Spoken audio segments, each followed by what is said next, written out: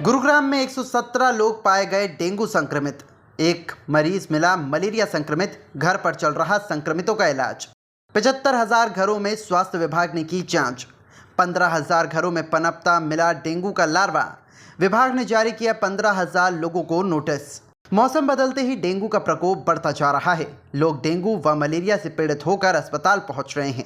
जिले में अब तक 117 लोग डेंगू से संक्रमित हो चुके हैं, जिनका इलाज चल रहा है। वहीं स्वास्थ्य विभाग के अधिकारियों की माने तो इस बार एक मलेरिया का मरीज भी सामने आ चुका है। इन सभी का घर पर ही इलाज चल रहा है। डेंगू पनपने से रोकने के लिए स्वास्थ्य विभाग द्वारा मल्टीपर्पज हेल्थ वर्करों की टीम को घरों में जाँच के लिए भेजा हुआ है। अब तक हुई 75,000 घरों की जाँच में 15,000 घरों में डेंगू का लार्वा पनपता मिला है, जिन्हें नोटिस जारी किया जा चुका है। जहाँ तक डेंगू के केसेस की बात करें तो आज शाम तक डेंगू के केसेस 117 अभी तक रिपोर्ट हुए हैं कुल मिला के ज़िले में, और एक मलेरिया का केस अभी तक जो है ज़िले में रिपोर्ट हुआ है। पिछले कुछ दिनों से लगातार डेंगू के केस ऑन एवरेज 2 से 3 प्रतिदिन केस रिपोर्ट हो रहे हैं।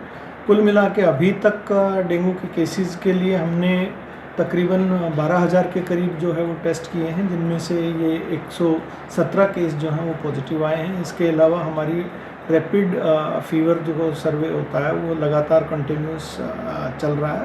पहले 10 दिन उस पर लगातार काम किया जाता है। उसमें ना केवल हम लाखों घरों तक पहुँचे हैं, बल्कि ऑलमोस्ट 2.5 लाख के आसपास हमने स्लाइडें भी बनाई, ब्लड स्लाइड्स, चाहे वो मलेरिया के लिए देखनी हो या हमने डेंगू के लिए जाँच करनी हो। इसके अलावा लगातार हमारे जो हैं वो हाउस टू हाउस जाके वर्कर जो हमारे ब्रीडिंग चेकर्स हैं वो चेक करते हैं क्या कहीं लार्वा या ऐसा कोई ब्रीडिंग साइट तो नहीं है। कुल मिलाकर 75,000 के आसपास जो है कंटेनर्स चेक करे जा चुके हैं, और तकरीबन 15,000 समथिंग, उससे ज़्यादा, बल्कि 15,000 से ज़्यादा लोगों को हम नोटिस सर्व कर चुके हैं। इसके अलावा हमने लगातार सभी अपने प्राइवेट और सरकारी अस्पतालों को दिशा निर्देश दे रखे हैं। सरकारी अस्पतालों में डेंगू की जांच के लिए सुविधा जो है मुफ्त उपलब्ध है। प्राइवेट सेक्टर में हमने एलाइजा बेस्ड टेस्ट जो है वो 600 रुपये से ज़्यादा आप नहीं ले सकते। ना केवल हम बार बार सोशल मीडिया के माध्यम से, अखबारों के माध्यम से, प्रिंट मीडिया के माध्यम से, इलेक्ट्रॉनिक मीडिया के माध्यम से, सभी के माध्यम से आम जनता को हम सूचना देते रहते हैं कि इससे ज़्यादा आप पेमेंट ना करें या पैसा ना दें। इसके अलावा यदि प्लेटलेट्स की ज़रूरत भी पड़ती है तो आप सरकारी तंत्र में यदि आप दाखिल हैं और हरियाणा के निवासी हैं तो आपको ये फ्री ऑफ कॉस्ट जो है SDP या सिंगल डोनर प्लेटलेट या रैंडम डोनर प्लेटलेट वो मुफ्त मिलती है।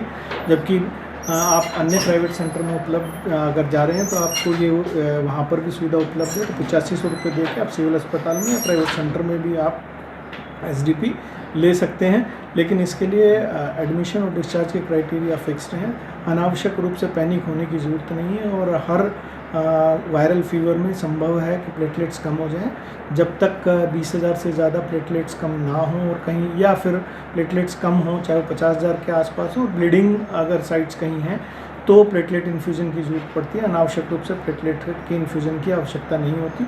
ये सभी किस्म के दिशा निर्देश एडमिशन डिस्चार्ज के हमने प्राइवेट और सरकारी अस्पतालों में दे रखे हैं। सरकारी अस्पताल चाहे सिविल हॉस्पिटल हो चाहे SDH हो, वहाँ पर हमने इसके लिए बेड्स अलग से निर्धारित किए हुए हैं।